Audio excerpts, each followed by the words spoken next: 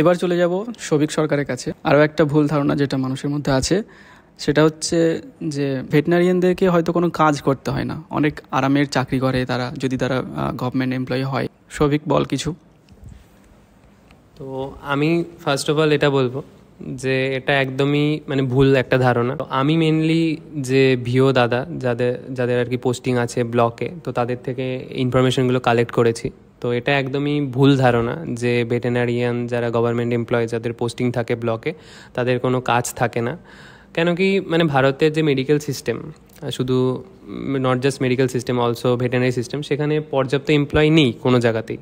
তো এবং হিউম্যান ডক্টরদের ক্ষেত্রে কী হয়, যখন কোনো পেশেন্ট আসে তো তাকে যদি আমরা বলি যে বসো, তোমাকে স্যালাইন করতে হবে, চেক আপ করতে হবে, তারা খুব ইজিলি অবভিয়াসলি হিউম্যান যেহেতু, তো খুব ইজিলি সেটা চেক আপ করতে পারে। বাট ভেটেরিনারিয়ানদের ক্ষেত্রে কী হয়, যখন কোনো অ্যানিম্যাল আসে তো তাকে প্রথমত হ্যান্ডেলিং করা থেকে শুরু করে সমস্ত কিছু সেই ভেটেরিনারিয়ানকে করতে হয়। নট জাস্ট এগুলো, সেখানে যে লাইভস্টক সেন্সাস যেগুলো হয় সেগুলোও ওই অফিসারকেই দেখতে হয়। তারপরে আরও যে ওইখানে গিয়ে ফিল্ড ভিজিট সমস্ত কিছুই তাকেই করতে হয়। তো এটা সত্যি কথা বলতে অনেক স্টুডেন্টরাও এরকম ভাবে যে হয়তো কাজ করতে হয় না ফিল্ডে কোনো, বাট সত্যি বলতে অনেক কাজ থাকে এবং করতে হয়। এটা ভুল ধারণা, আমার এটাই মনে হয়। তো thank you very much Shouvik Sarkar. হ্যাঁ, অবভিয়াসলি এটাই স্বাভাবিক যে শুধু বসে থাকতে হয় এমনটা নয়, তাদেরকে অনেক কাজ করতে হয়। আর ভেটেরিনারিয়ান হিসেবে কাজটা অনেক বেশি চাপের, কারণ তুমি পেশেন্টকে জানোই না আর কি, পেশেন্ট কী হচ্ছে না হচ্ছে তোমাকে কিচ্ছু বলতে পারবে না, তোমাকে সেটা নিজে যাচাই করতে হবে এবং তার সেটা জেনে সেটার তোমাকে প্রপার এক্সিকিউট করতে হবে তোমার কাজটাকে।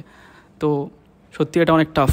এরপরে যারা অ্যাসপায়ারিং ভেট, যারা ভেটেরিনারি প্রফেশনে ঢুকবে বলে ভাবছে, যারা অলরেডি এক্সাম দিয়েছো বা সামনে দেবে এবং তারা ভাবছো যে হয়তো এমবিবিএস না হলে ভেটেরিনারিতে আসবে, তাদের মধ্যে কিছু ভুল ধারণা আছে। সেটা হচ্ছে অনেকেই ভাবে যে ভেটেরিনারি শুধুমাত্র ছেলেদের জন্য, মেয়েদের জন্য নয়।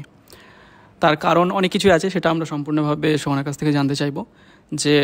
যেটা সবাই আর কি ধারণা নিয়ে বসে আছে যে এটা ছেলেদের জন্য খালি, মেয়েদের জন্য নয়। তো এটা তুই কিভাবে এলাবোরেট করবি, তুই কিভাবে বলবি যে না এটা সত্যি ছেলেদের জন্য বা মেয়েদের জন্য এরকম কোনো কিছু না, সবার জন্যই এটা।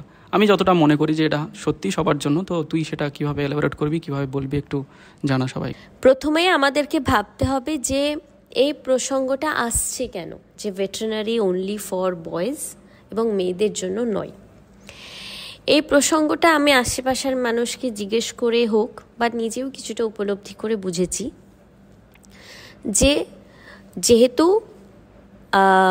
আমাদের বডি স্ট্রাকচারটা ডিফারেন্ট ফ্রম মেন, আমাদের ন্যাচারাল বডি স্ট্রাকচার, এবং according to our physique, normal women physique, we may face difficulties in handling or restraining the large animals. সেটাই মেন সমস্যা। আর এটা একটা জেনুইন সমস্যা কিন্তু হতেও পারে। তো এই কারণেই বলা হয় যে ভেটেরিনারি মেয়েরা পারবে না, সোজাসুজি বলে দেওয়া হয় পারবে না। এমনকি এখানে ভর্তি হওয়ার আগে আমার বাবাও আমাকে জিজ্ঞেস করে, তুই কিন্তু ভালোভাবে খোঁজ নিস, তুই একটা কোর্স ছেড়ে অন্য কোর্সে যাচ্ছিস, মেয়েরা পড়ছে তো। বাবা আমাকে এই প্রশ্নটা করে। তো এটা একটা জেনুইন রিজন, ঠিক কথা। কিন্তু আগেই শুরুতেই আমি বললাম যে veterinary is not all about large animals. যদি কেউ লার্জ অ্যানিমালস হ্যান্ডলিংয়ে পারদর্শিতা দখল করতে পারে কোনো মহিলা, তাহলে এর থেকে তো ভালো কিছু আর নেই। কিন্তু যদি তার মনে হয় সে পারবে না, then she can go for the small animals. এটাই আমার উত্তর। কারণ যদি ভেটেরিনারিতে ফিমেলরা নাই থাকতো, তাহলে আমাদের হিস্ট্রিতে, যেমন আমাদের ফার্স্ট ফিমেল ইন্ডিয়ান ভেটেরিনারিয়ান হচ্ছেন ডক্টর সাকুবাই রামাচন্দ্রন, এছাড়াও আছেন ডক্টর অমৃতা পটেল, যদি ইউএসএ থেকে বলি ডক্টর সোফিয়া ইন, এনারা অনেক পুরনো veterinarian, female veterinarian. In a conclusion এটাই বলবো যে ভেটেরিনারি শুধু ছেলেদের জন্য নয় বা শুধু মেয়েদের জন্য, তাও নয়, এটি উভয়ের জন্যই। Thank you very much. সত্যি খুব সুন্দরভাবে সে এলাবোরেট করেছে ব্যাপারটাকে, যে কেন এটা জেন্ডারের মধ্যেই সীমিত থাকবে, ছেলে বা মেয়ে সামথিং এরকম কিছু। বাট এটা সবার জন্যই, ছেলে মেয়ে বলে কিছু নেই, তারা নিজেদের মতো করে নিজেদের পছন্দ অনুযায়ী এগিয়ে যেতে পারে। আরও একটা সাধারণ প্রশ্ন সবার মধ্যে আছে যারা ভেটেরিনারি পড়ছে বা পড়বে, তারা তাদের প্রফেশন নিয়ে, তাদের স্কোপ নিয়ে, তারা ফিউচারে কি করতে পারে না করতে পারে, এগুলো নিয়ে অনেকেই দ্বিধা আছে বা অনেকে হয়তো জানে না যে সত্যি ভেটেরিনারিয়ান হয়ে ভেটেনারি পড়ে কী করা যায়।